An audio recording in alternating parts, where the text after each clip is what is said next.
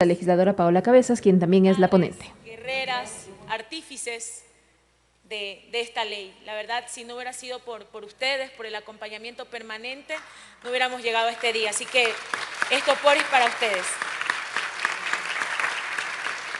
Voy a ser infidente, es la primera vez que me siento orgullosa de ser asambleísta.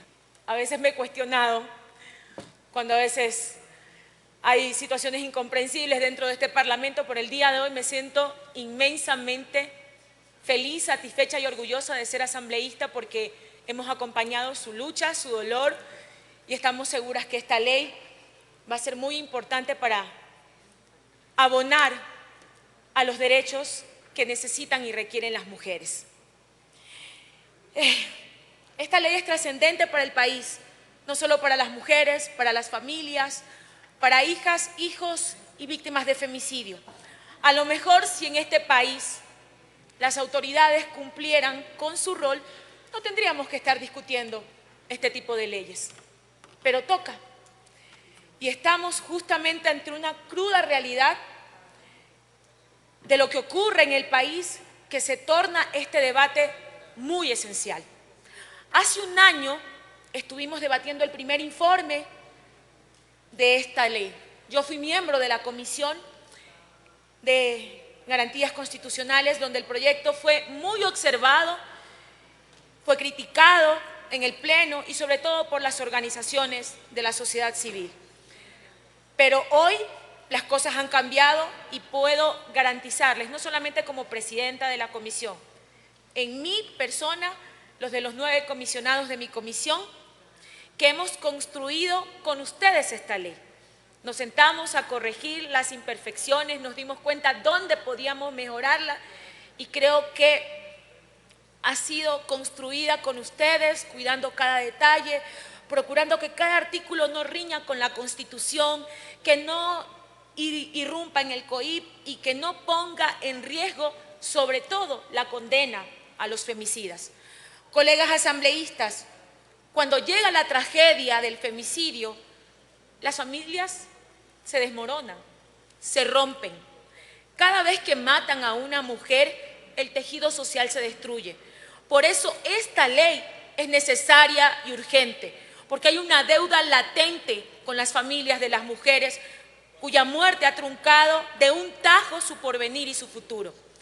La propuesta parte de la premisa de que la violencia de género, el femicidio, no tiene como única víctima a la mujer, pues las hijas, los hijos, las madres, padres y demás familiares de cada víctima de violencia de género se convierten también en víctimas. Esta ley es el resultado de una unión tan importante de las organizaciones y obviamente con la colega ponente Dayana Pazle, de quien también le quiero pedir un aplauso, porque ha estado permanentemente, no solo acompañada con las organizaciones, ha estado en la comisión acompañándonos también y creo que es muy importante que se reconozca el trabajo que ha realizado la compañera. Y en su camino, obviamente, se ha nutrido de muchas voces, con el apoyo de entidades como Fiscalía General del Estado, DINASET, Consejo de la Judicatura, Ministerio de la Mujer y de los Derechos Humanos, Consejo Nacional de la Igualdad de Género, Defensoría del Pueblo, jueces, abogados y abogadas expertas en la materia, docentes, ONU Mujeres, a quienes también le agradecemos por su acompañamiento técnico, organizaciones de la sociedad civil como la Fundación Legatum, Coalición Nacional de Mujeres, CEPAN, Surcuna, así como el Grupo Parlamentario por los Derechos de las Mujeres, gracias a su presidenta y a todos los miembros del grupo parlamentario, pero también un reconocimiento público a los miembros de la Comisión de Garantías Constitucionales, Derechos Humanos, Derechos Colectivos y la Interculturalidad. Gracias a los 9 comisionados, gracias compañeros, sin ustedes no habríamos llegado aquí. Me gustaría, señor presidente encargado de la sesión, he enviado un cortísimo material audiovisual que quisiera que por favor se pudiera proyectar. Autorizado, señor secretario, proceder, por favor. Sí, autorizado. Esta ley es indiscutiblemente necesaria En el camino se han obtenido de muchas voces y es urgente. Se han hecho todas las acciones posibles para poder contar con una ley que efectivamente pueda ser aplicada de modo que el sistema encargado de reparar y proteger no la revictimice. En este esfuerzo interinstitucional que va a mover a toda la sociedad ecuatoriana y su conformación, debe quedar claro que la propuesta establece que la violencia de género no tiene como única víctima a la mujer. Están sus hijos, los padres y familiares de cada víctima de violencia de género que se convierten también en víctimas.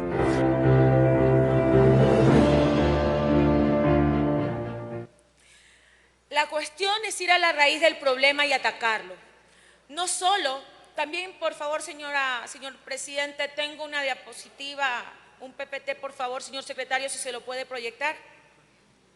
Proceda, por favor, señor secretario. Autorizado, presidente. La cuestión es ir a la raíz del problema y atacarlo. No solo reparar el daño ocasionado para ello. Las instituciones del Estado requieren lineamientos que orienten su actuación en respuesta a estos casos. Y es ahí donde entra esta ley con obligaciones que garanticen a las víctimas reparación transformadora y cuyo cumplimiento sea controlado. Es verdad que este proyecto de ley puede tener muchos obstáculos, pero el compromiso con las víctimas es mayor. Frente a ello, se han realizado todos los esfuerzos posibles para poder contar con una ley que efectivamente pueda ser aplicada de modo que el sistema encargado de reparar y proteger no revictimice. Este es un esfuerzo interinstitucional que debe mover a la sociedad ecuatoriana. Por eso, nuestra aspiración es que el gobierno asuma este tema con empatía y responsabilidad.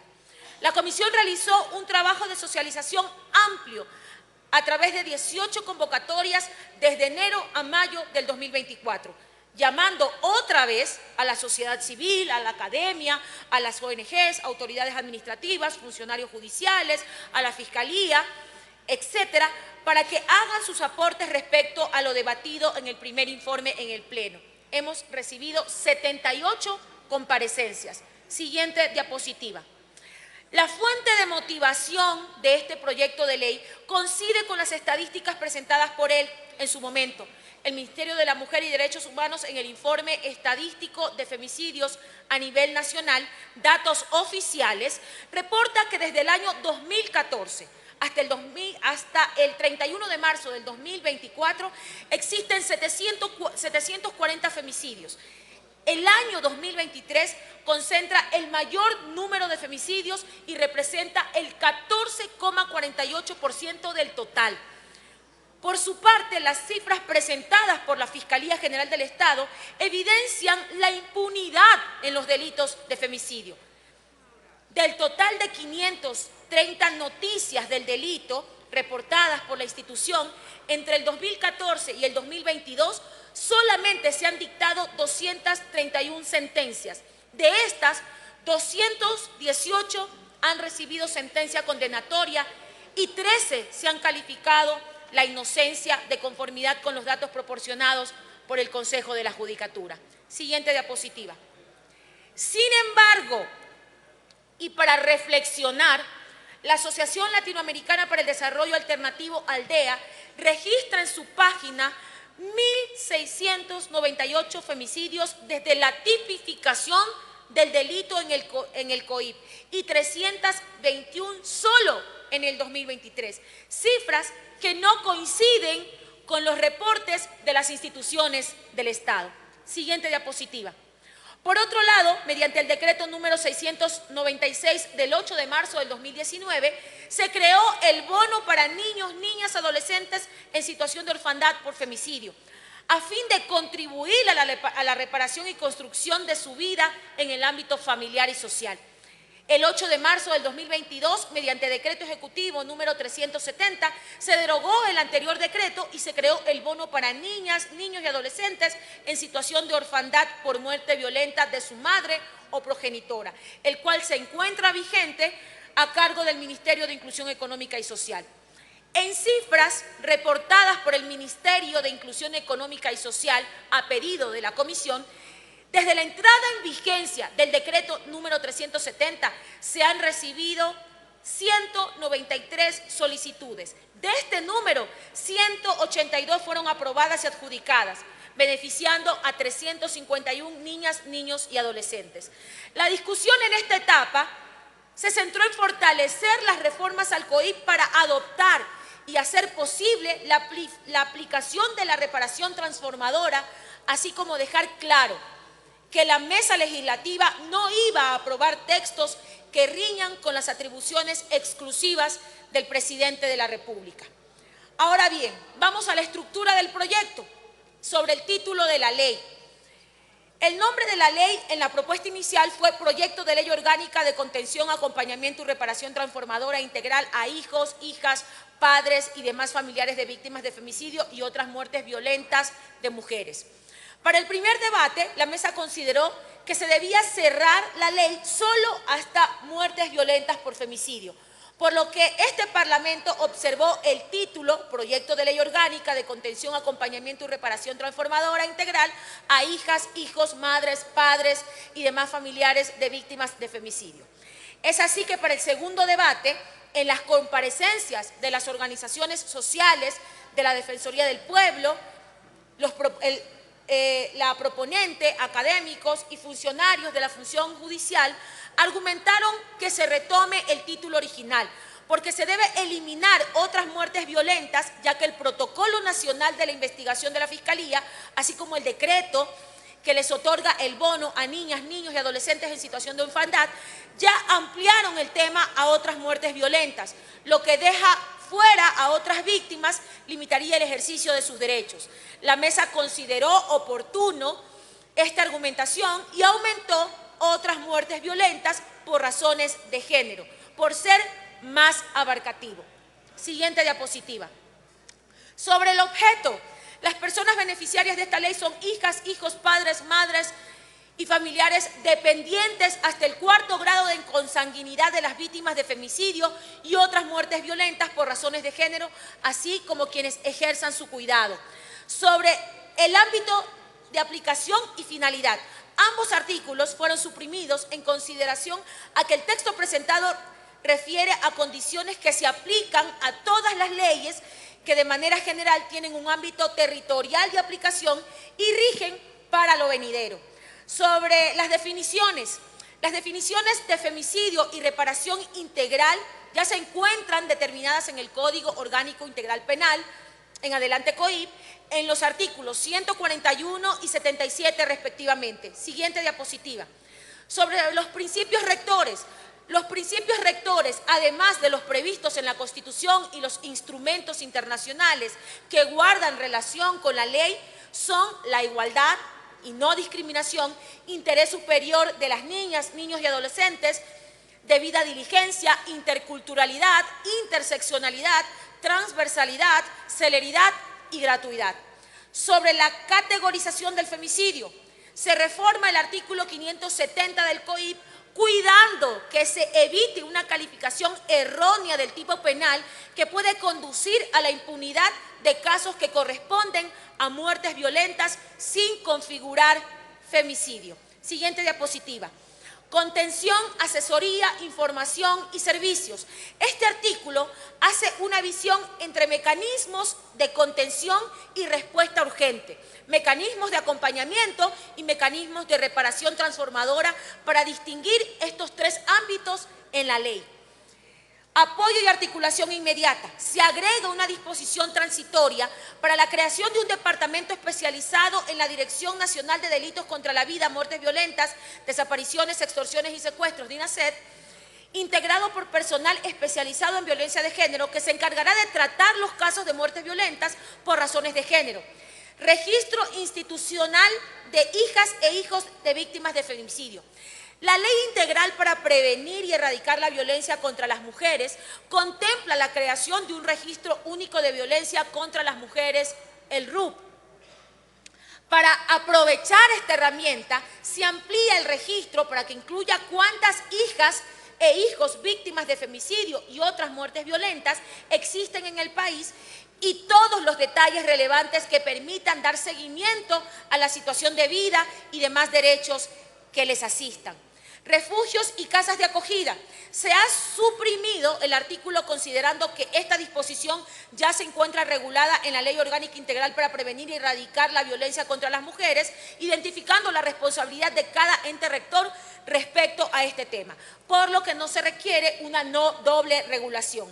Cobertura integral y prioritaria de servicios estatales. Primero, se delimitó esta sección de la ley como un capítulo específico sobre mecanismos de acompañamiento. Posteriormente, para complementar la propuesta e indicar de qué manera más detallada y específica cuál será la función de cada ente rector en el ámbito de sus competencias, se redactó un artículo por cada área de aplicación. En tal sentido, se incorporaron 5 nuevos artículos referentes a salud, educación, vivienda, trabajo y créditos preferentes en pro de los derechos de las personas beneficiarias de esta ley. Siguiente diapositiva. Asesoría, patrocinio y asistencia legal. Se garantiza a las víctimas sujetos de derechos de esta ley los servicios de asesoría y patrocinio jurídico gratuito con enfoque de género por parte de la Defensoría del Pueblo. Medidas cautelares sobre bienes y prohibición temporal. En atención al artículo 17 del COIP, de reserva material de la ley, se incorpora una reforma al COIP en la que se determina la obligatoriedad de disponer medidas cautelares y de protección en casos de femicidio. Para tal efecto, se agrega un número en el artículo 520 del COIP. Siguiente diapositiva. Pago provisional. Al tener la naturaleza de una medida de protección que se dictará en el contexto de un proceso penal, esta disposición corresponde al COIP, por lo que se coloca como una disposición reformatoria al artículo 558.1 referente a las medidas de protección en casos de violencia contra la mujer y femicidio. Suspensión y pérdida judicial del ejercicio de la patria potestad, visitas, guarda y custodia. Este artículo fue eliminado, pues la disposición allí contenida ya se encuentra prevista en el COIP en el artículo 7 del artículo 558, referente a la justicia especializada en casos de femicidio, violencia contra la mujer y delitos contra la integridad sexual y reproductiva. Sobre el cambio de apellido, este artículo fue considerado como disposición reformatoria al COIP en cuanto determina aspectos procesales dentro de la audiencia.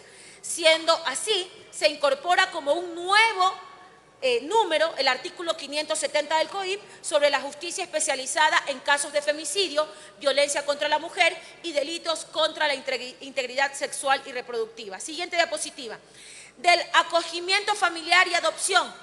El Código de la Niñez y Adolescencia en el artículo 525 y 153 ya contempla este derecho y procedimiento, por lo que la mesa prefiere respetar los textos del CONA. De la suspensión y pérdida de derecho de sucesión. El derecho de sucesión se encuentra plenamente reglado en el Código Civil en el artículo 1010. Se hace un ajuste a la norma. Siguiente diapositiva. De la reparación transformadora e integral.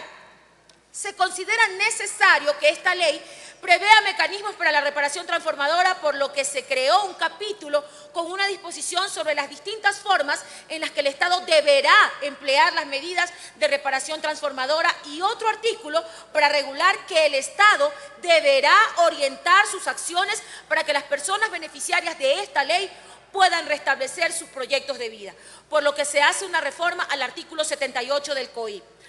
Otorgamiento de medidas de reparación. Se agrega un artículo después del artículo 78.1 del COIP para fortalecer los mecanismos de reparación integral en casos de violencia de género contra las mujeres. De los recursos estatales, para no afectar la reserva de ley del Ejecutivo prevista en el artículo 135 de la Constitución de la República, así como las fuentes de financiamientos que pueden crear o generar aumento en el gasto público, como lo dispone el artículo 286, 287 de la Constitución y el artículo 74.15 del COFE, la mesa acordó aprobar el siguiente artículo. Artículo 21, recursos estatales de reparaciones. Los recursos destinados para reparación para hijas, hijos, madres, padres o dependientes de víctimas de femicidio y otras muertes violentas por razones de género que están contemplados en el presupuesto general del Estado contarán con un plan de gasto y ejecución específico para dar cumplimiento con una pensión mensual como apoyo de subsistencia. La administración, gestión y ejecución de los recursos estatales de reparaciones estará a cargo del ente rector de la política pública de inclusión económica y social. Siguiente diapositiva. En síntesis, la mesa organizó su trabajo para que el proyecto guarde coherencia y concordancia con el resto del ordenamiento jurídico y evitar antinomias que dificulten la aplicación, quedando como siguiente resultado: 21 artículos, una disposición general, disposiciones transitorias 12, disposiciones reformatorias al Código Orgánico Integral Penal 5, Ley Orgánica Integral para prevenir y erradicar la violencia contra la mujer 3, Ley Orgánica de Educación 2, Ley Orgánica de Educación Superior 2, Ley Orgánica de Educación Intercultural, Código Civil 1, Ley de Comunicación 2, Código de Trabajo 2. Presidente encargado de la sesión, colegas asambleístas, tenemos una ley más para aprobar. Insisto, hemos cuidado de ceñirnos a las atribuciones de la Constitución de la República y la ley le confieren a esta asamblea. Por tanto, invito y convoco a las bancadas para que aprobemos esta ley por unanimidad. He presentado una moción por secretaría para que en el momento que se considere conveniente se someta a votación. Y, ay, lo siento. Evelyn Bravo hoy cumple 5 años de asesinada por su femicida. Creo que es justo que esta asamblea, quizás no le vamos a poder hacer justicia, pero creo que es un gran mensaje que deberíamos darle a su madre. Por Evelyn, por todas. Ella es la madre de Evelyn, hoy su hija cumple 5 años de asesinada, todavía la justicia no la ha reparado y creo que esta asamblea debería cumplir su rol para apoyar esta ley. Por ustedes, por las mujeres asesinadas de este país, por las víctimas, por sus madres, por las que luchan, ni una menos y nadie se cansa. Gracias.